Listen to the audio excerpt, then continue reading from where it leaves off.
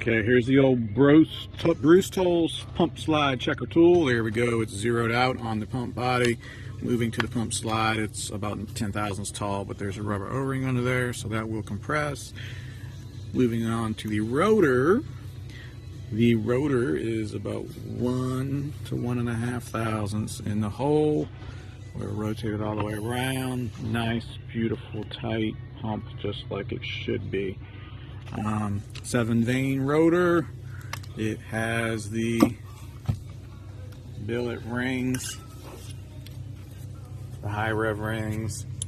I did see the blow off spring, which broke a coil. Found that in the pan. Blow off spring was not shimmed with a washer. It was digging into there. Other than that, the pump's nothing special.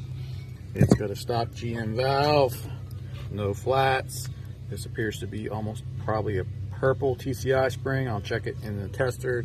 A 2-ring valve, a 500 boost valve, non-O-ringed, and I'm not sure what the reverse boost is. I will measure that later.